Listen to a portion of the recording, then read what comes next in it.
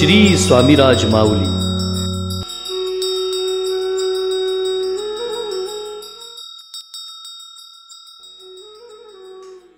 श्री स्वामी समर्थ महाराजांकडे दर्शनार्थ जे कोण जात त्यांना त्यांच्या योग्यतेनुसार महाराज काहीतरी प्रसाद देत. स्वामी महाराजांनी दिलेल्या प्रसादाला काहीतरी अर्थ असत. असाच एकदा एका भाग्यवंताला श्री स्वामी समर्थ महाराजांकडून प्रसादाची प्राप्ती झाली. त्याने महाराजांना विचारलं, महाराज तुम्ही मला हा प्रसाद देताय त्याचा अर्थ काय? त्या प्रसादाचा अर्थ जाणून घेण्यास तो फार उत्सुक होता, पण महाराजांनी त्यांना त्याच्याबद्दल काहीच सांगितलं नाही. पुढे त्या प्रसादाचा नेमका अर्थ काय आहे हे त्यांना कोणाकडून समजलं. त्यानंतर काय घडलं, ते भाग्यवान कोण, याविषयी भाष्य करण्यासाठी हा आजचा एपिसोड आहे. स्वामी कृपेने ही बोलत सेवाणी, नव्हे माझी करणी बोलवया. स्वामी सूत म्हणे स्वामीची कथा, कृपा बळे वार्ता बोलत से. नमस्कार भक्त मंडळी, श्री स्वामी समर्थ. श्री स्वामीराज माऊली या आपल्या लाडक्या यूट्यूब चॅनलमध्ये मी मिलिंद पिळगावकर अगदी नेहमीप्रमाणे तुमचं खूप खूप स्वागत करतो.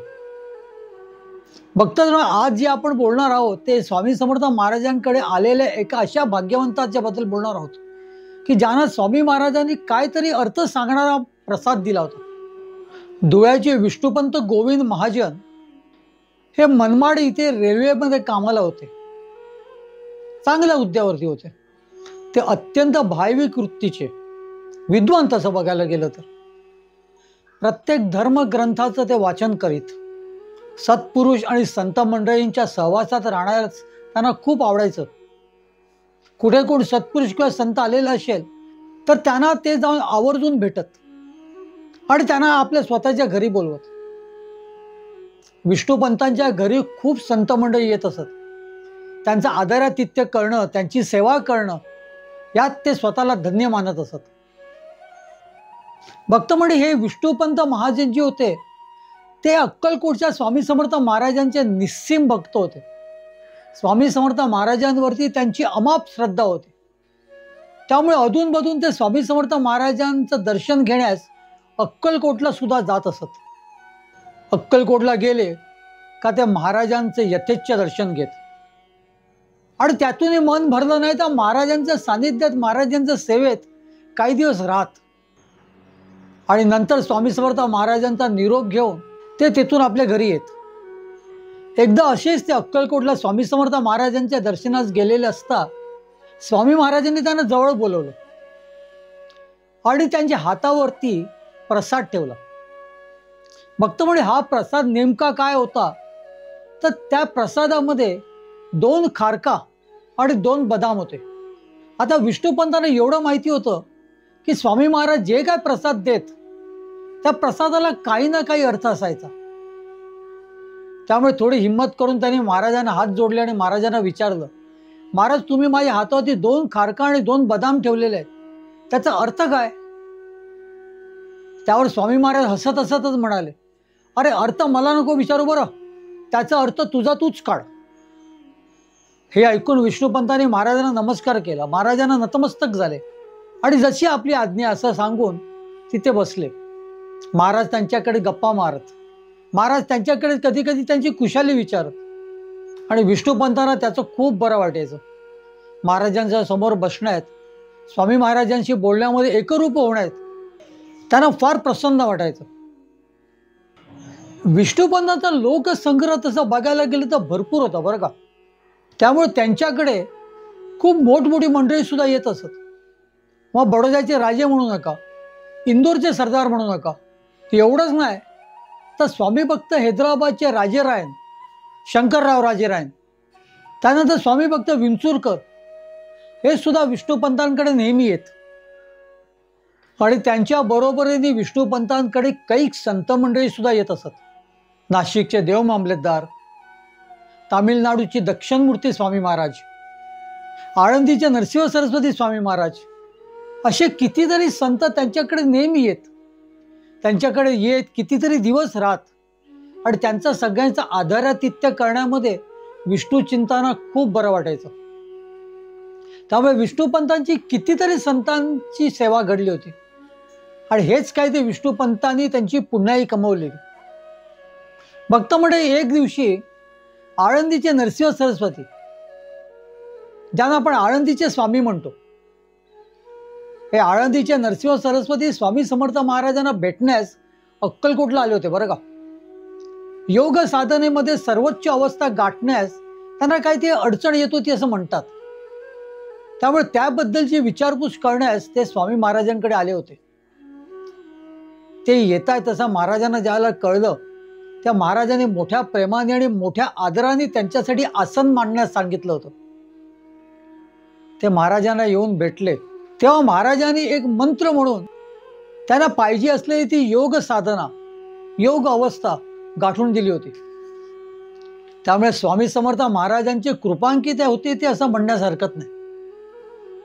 हे आळंदीचे स्वामी विष्णुपंतांकडे नेहमी येत, आणि एक दिवशी ते तिथे आलेले असताना त्यांनी सहज म्हणून विष्णुपंतांना विचारलं, काय पंत, तुमचं ब्रह्मस्व कसं चाललेलं आहे? त्यावर विष्णुपंतांनी हात जोडून त्यांना सांगितलं, सगळं काय व्यवस्थित सुरळीत चाललेलं आहे, कुठच्याही पद्धतीची काहीही अडचण नाहीये, कर्ज तर अजिबात नाहीये, ईश्वराच्या कृपेने सगळं काही सुरळीत चाललेलं आहे. आणि त्यावर अक्कलकोट स्वामी समर्थ महाराजांच्या आशीर्वादाने काही नाही असं नाही, सर्व काय आहे माझ्याकडे, हाच काय तो त्या परमात्म्याचा आशीर्वाद आहे. हे ऐकून आळंदीचे स्वामी हसले, प्रसन्न झाले, आणि त्यांना काय बोलणार तोच विष्णुपंतांनी त्यांना हात जोडून विचारलं, काय अक्कलकोटला स्वामी समर्थ महाराजांनी मला 2 खारका आणि 2 बदामाचा प्रसाद दिलेला आहे. असं म्हणतात की स्वामी समर्थ महाराज जो काय प्रसाद देतात त्याला काही ना काही अर्थ असतोच. पण मला ह्याचा अर्थ काही लागला नाही. मी महाराजांना जेव्हा विचारलं तेव्हा स्वामी समर्थ महाराजांनी मला एकच सांगितलं, मला विचारू नको, त्याचा अर्थ तुझा तूच लाव. पण आज मितीपर्यंत माझा प्रश्न सुटलेला नाहीये. आपण थोर विभूती आहात, स्वामी समर्थ महाराजांचे कृपांकित आहात, त्यामुळे आपल्याला जर काय याचा अर्थ उमजत असेल तर कृपा करून मला सांगावं. त्यावर आळंदीचे स्वामी हसले आणि त्याला म्हणाले, अरे तुला एवढं सुद्धा कळत नाही का? महाराजांनी तुला 2 खारका दिलेल्या आहेत आणि 2 बदाम दिलेले आहेत. या 2 खारका म्हणजे तुझ्या 2 विधवा मुली तुला एकट्या कधीच सोडणार नाहीत, आणि 2 बदाम म्हणजे तुझी दोन्ही मुलं ही सुद्धा आधी शेवटपर्यंत तुझ्या बरोबर राहतील. पण 1 बदाम त्यातला थोडासा लागलाय बरं का, तो थोडा खराब होतोय. त्यामुळे दोन्ही मुलांचं प्रेम तुझ्यावर किती असू दे, पण एकाला तुझी पूर्ण सेवा मिळणार नाही. त्यावर विष्णुपंतांनी ते बदाम काढले आणि बघितलं तर खरंच त्यातला एक लहान जो बदाम होता तो जरा खराब झालेला. त्यावर आळंदीच्या स्वामींनी त्यांना सांगितलं, बघ तुझा तो धाकटा मुलगा आहे ना, त्याचं प्रेम तुझ्यावरती अमाप आहे, पण कुठे ना कुठे तो सेवेत कमी पडेल. विष्णुपंतांनी आळंदीच्या स्वामींना नमस्कार केला. अर्थातच स्वामी समर्थ महाराजांनी दिलेल्या प्रसादाचा अर्थ त्यांना लागला होता, तो त्यांना आळंदीच्या स्वामी महाराजांनी समजावून सांगितलेला. त्यामुळे त्यांनी त्यांना नमस्कार केला आणि त्यांना नतमस्तक झाले. भक्तमंडळी, विष्णुपंतांना 2 मुलं, त्यातला मोठा जो शंकर होता तो आळंदीच्या स्वामींचा अत्यंत लाडका होता. ज्या ज्या वेळेला स्वामी महाराज विष्णुपंतांच्या घरी येत त्या वेळेला शंकरचे खूप लाड करीत. कधी त्याला कुठे फिरायला घेऊन जात तर कधी त्याच्यासाठी खाऊ घेऊन येत. पण ही संत मंडळी कधीच कोणाच्या घरी 2-3 दिवसाच्या वरती राहिली नाहीत बरं का. आणि आळंदीच्या स्वामींचं सुद्धा असंच होतं. एक दिवशी आळंदीचे स्वामी तिथे आले, या छोट्या शंकरचे भरपूर लाड केले, त्याला भरपूर खाऊ वगैरे घातला, त्याला फिरायला घेऊन गेले, सगळं काय झालं. आणि एक दिवशी शंकरला म्हणाले, आता उद्या मी इथून निघणार बरं का. हे ऐकून शंकर एकदम नाराज झाला. शंकर म्हणाला, नाही जायचं, तुम्ही इथेच राहायचं. त्यावेळी आळंदीचे स्वामी महाराज हसले आणि त्याला काहीच म्हणाले नाहीत. छोटा शंकर मात्र नाराज झाला. त्याला असं वाटत होतं की स्वामी महाराज आपल्यावर आणखीन काही दिवस राहावे, आपले आणखीन काही लाड करावे. त्यामुळे आळंदीकर स्वामी महाराज ज्या खोलीत गेले ती खोली ज्या छोट्या शंकरनी बंद केली. त्याच्यावरती एक भलं मोठं कुलूप लावलं की आता तरी स्वामी महाराज कुठेही जाणार नाहीत. संध्याकाळच्या वेळेला सूर्य मावळतीला विष्णुपंत घरी आले. तोच त्यांनी विचारलं की स्वामी महाराज कुठे आहेत. त्यावर छोट्या शंकरांनी अगदी खाबरत खाबरत आपल्या वडिलांना सांगितलं, स्वामी महाराजांना मी बंद करून ठेवलेलं आहे, कारण ते मला म्हणाले मी उद्या जाणार सकाळी. हे ऐकून विष्णुपंतांना त्याचा खूप राग आला. म्हणाले, अरे वेळा का खुळा तू, स्वामी महाराजांना बंद करतोस आणि वरती कुलूप लावतोस, उघड उघड लवकर उघड. हे ऐकून शंकरनी ते कुलूप काढलं. विष्णुपंत आत गेले आणि आतमध्ये पाहतो तो काय, कुठेही स्वामी महाराज दिसले नाहीत त्यांना. हे पाहून ते त्या शंकरवरती ते आणखीनच रागावले. शंकर सुद्धा शांत झाला. खरं तर तो नाराज झालेला की महाराजांना मी सांगून सुद्धा महाराज कसे काय गेले. महाराज त्या खोलीतून गुप्त झालेले आहेत, त्याचं सुख दुःख त्याला काहीच नव्हतं. त्याला फक्त एवढं कळत होतं की महाराज आपल्याकडे आणखीन जास्ती दिवस राहावेत आणि ते राहिलेत नाहीत, त्याचीच खंत या छोट्या शंकरला होती. पण विष्णुपंत मात्र घाबरलेले. आपल्या मुलांनी स्वामी महाराजांना खोलीमध्ये बंद करून टाळं लावलेलं, आता महाराज आपल्यावरती रागवले तर नसतील ना. या विचारामध्ये विष्णुपंतांची सबंध रात्र गेली. पहाटेच्या वेळेस त्यांना दृष्टांत झाला. आळंदीचे स्वामी महाराज त्यांच्या समोर येऊन उभे राहिले आणि म्हणाले, अरे त्या छोट्यावरती एवढा रागवतोस कशाला, त्याच्या त्या बालबुद्धीला मी आणखीन काही दिवस इथे राहावं असंच वाटत होतं, पण मला ते शक्य नव्हतं. मी त्याला काही बोललो नाही, तू कशाला काय बोलतोस, त्यामुळे त्याच्यावर रागवू नकोस. आणि मी तुझ्यावरती सुद्धा रागवलेलो नाहीये, मी कुठेही गेलेलो नाही बरं का, मी इथेच जवळपास आहे. मी इथे जवळच त्या अंकाईच्या अगस्त्य डोंगरावरती आहे, तिथे येऊन तुम्हाला भेटायचं असेल तर तुम्हाला येऊन भेट. हे ऐकून विष्णुपंतांना खूप आनंद झाला. लागलीच उजाडताच विष्णुपंत आळंदीच्या स्वामी महाराजांसाठी नैवेद्य घेऊन गेले. अंकाईला अगस्तीच्या डोंगरावरती महाराज बसले होते. स्वामी महाराजांना त्यांनी नमस्कार केला. तोच महाराज प्रसन्न मुद्रेने त्यांच्याकडे हसले, त्यांना अभय दिलं. शंकरवर कशाला रे रागवलास असं पुन्हा विचारलं. आणि विष्णुपंतांनी त्यांना जो नैवेद्य अर्पण केलेला तो त्यांनी समोर असलेल्या एका पांढऱ्या शुभ्र गाईला देण्यास सांगितला. महाराजांची आज्ञा होताच विष्णुपंतांनी तो नैवेद्य उचलून त्या गाईच्या पुढ्यात ठेवला. त्या गायीने ते अगदी यथेच्छ खाल्ला. आळंदीचे स्वामी महाराज खूप प्रसन्न होते. काही वेळांनी विष्णुपंत त्यांना नमस्कार करण्यास वाकले आणि वरती पाहतो तो काय, आळंदीचे स्वामी महाराज गुप्त झाले होते. अगदी तेवढ्या पुरतं दर्शन घेण्यासाठी त्यांना तिथे बोलवलेलं. विष्णुपंतांनी यथेच्छ दर्शन घेतलेलं, नैवेद्य सुद्धा अर्पण केलेलं. अगदी जड अंतकरणाने ते पुन्हा घरी आले. भक्त म्हणजे आता हळूहळू विष्णुपंतांचं वय होत होतं. स्वामी महाराजांकडून मिळालेल्या त्या प्रसादाचा अर्थ सुद्धा आळंदीच्या स्वामींनी त्यांना सांगितलेला, त्यामुळे ते निर्धास्त होते. पण दोन विधवा मुली हे जेव्हा स्वामी महाराजांनी त्यांना सांगितलेलं तेव्हा त्यांचं मन जरासं चरकलेलं. आपल्या मुली विधवा होणार या विचारानेच त्यांना भीती वाटू लागलेली. पण भक्त मंडळी तसंच घडलं. काही दिवसांनी दोन्ही मुली विधवा झाल्या. ते पुन्हा विष्णुपंतांकडे राहायला आल्या. विष्णुपंतांच्या बरोबर त्यांची दोन मुलं होतीच. त्यातला एक जो धाकटा मुलगा जो होता तो मुंबईला नोकरीनिमित्त तिथे राहत होता. हळूहळू विष्णुपंतांचं वय होत होतं.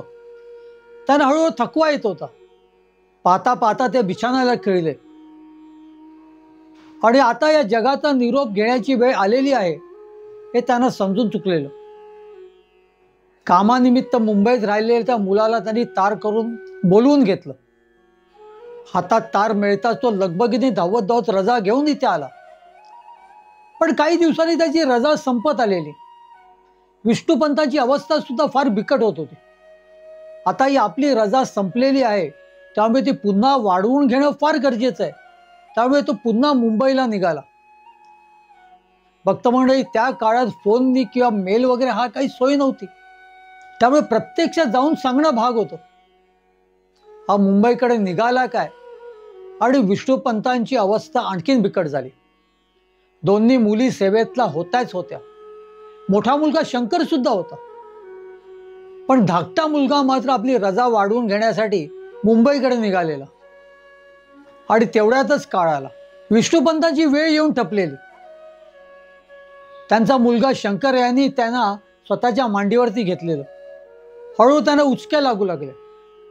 स्वामी समर्थ महाराज, स्वामी समर्थ महाराज असं करत करतच त्यांनी आपला अखेरचा श्वास घेतला आणि त्यांनी आपली या इहलोकाची यात्रा संपवली. भक्त मंडळी, स्वामी समर्थ महाराजांनी त्यांना दिलेला त्या प्रसादाचा अर्थ आळंदीच्या स्वामी महाराजांनी सांगितल्यानुसार अगदी खरा ठरला. 2 खारका म्हणजे 2 विधवा मुली. अर्थातच त्या विधवा होऊन विष्णुपंतांकडे परत आल्या होत्या. त्यानंतर 2 बदाम म्हणजे एक मोठं आणि लहान. हे दोन्ही बदाम म्हणजे तुमची 2 मुलं. ही तुमच्या सानिध्यात राहणार, तुमच्यावरती त्यांचं अमाप प्रेम असणार, त्यांची तुम्हाला कायमस्वरूपी साथ मिळणार. पण त्यातला लहान बदाम जो आहे, तो बदाम जरासा खराब झालेला आहे. त्यामुळे त्याला इच्छा असून सुद्धा तुमच्या सेवेत तो पूर्णतः राहू शकणार नाही. आणि तसंच घडलं. आपली रजा वाढवून घेण्यासाठी तो धाकटा मुलगा मुंबईकडे निघालेला असतानाच विष्णुपंताने आपला अखेरचा श्वास घेतला. भक्त मंडळी, विष्णुपंत या भाग्यवंतांना स्वामी समर्थ महाराजांनी जो काय प्रसाद दिला, त्या प्रसादाचा अर्थ खुद्द स्वामी महाराजांनी सांगितला भले नाही, पण काहीतरी निमित्त होऊन स्वामी समर्थ महाराजांचे कृपांकित आळंदीचे स्वामी महाराज यांनी या प्रसादाचा अर्थ विष्णुपंतांना सांगितलेला. आणि तसंच घडलं. भक्त मंडळी, अगदी तसंच घडलं. त्यामुळे स्वामी समर्थ महाराजांकडून ज्या ज्या लोकांना जे जे प्रसाद मिळालेले आहेत, त्याचा काही ना काही अर्थ असायचा. कोणी जाणून घेतला असेल तर कोणी जाणून घेतला नसेल, पण ज्यांनी जाणून घेतला त्याला तसंच त्याचं भविष्य पुढे दिसत राहिलं आणि तसंच घडत राहिलं. धुळ्याचे विष्णुपंत गोविंद महाजन हे खरोखर भाग्यवान होते. स्वामी समर्थ महाराजांची त्यांच्यावरती अमाप कृपा होती आणि म्हणूनच हा प्रसाद त्यांनी दिला. आणि म्हणूनच स्वामी महाराजांच्याच इच्छेनुसार त्याचा अर्थ सुद्धा त्यांच्यापर्यंत खुद्द स्वामी महाराजांनी पोचवला. या विष्णुपंत महाजनांचं आपण स्मरण करूया. स्वामी समर्थ महाराजांचं स्मरण करूया.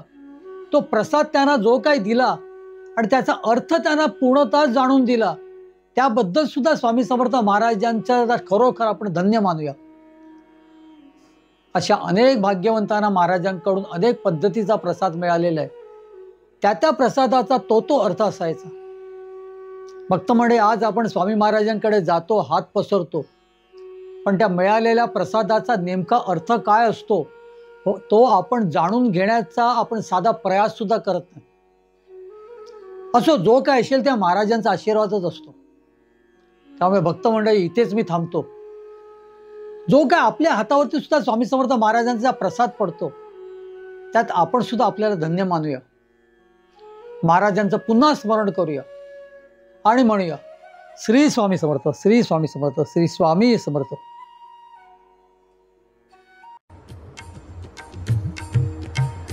स्वामी देई हेची दान, नित्य चरणाचे दर्शन, चरणाचे दर्शन, नित्य चरणाचे दर्शन. मज नको धन दारा, तुझ्या चरणी द्यावा थारा, चरणी द्यावा थारा, तुझ्या चरणी द्यावा थारा. मज ठेवावे भिकारी, सुखे करीन चाकरी, सुखे करीन चाकरी. तुझे नाम माझी जोड, मुखी राहो तेची गोड, राहो तेची गोड, मुखी राहो तेची गोड. स्वामी देई हेची दान, नित्य चरणाचे दर्शन, चरणाचे दर्शन नित्य चरणाचे दर्शन तुझ्या चरणी माझा माथा ऐसे करी दीनानाथा ऐसे करी दीनानाथा तुझ्या नामी लागो छंद मज द्यावे दासपद द्यावे दासपद मज द्यावे दासपद स्वामी देई हेची दान नित्य चरणांचे दर्शन चरणांचे दर्शन नित्य चरणांचे दर्शन सुत मागे हेची दान सुत मागे हेची दान तुझ्या चरणी होऊलीन तुझ्या चरणी होऊलीन स्वामी देई हेची दान नित्य चरणांचे दर्शन चरणांचे दर्शन नित्य चरणांचे दर्शन मज नको धन दारा तुझ्या चरणी द्यावा थारा चरणी द्यावा थारा तुझ्या चरणी द्यावा थारा स्वामी देई हेची दान नित्य चरणांचे दर्शन चरणांचे दर्शन नित्य चरणांचे दर्शन स्वामी देई हेची दान स्वामी देई हेची दान स्वामी देई हेची दान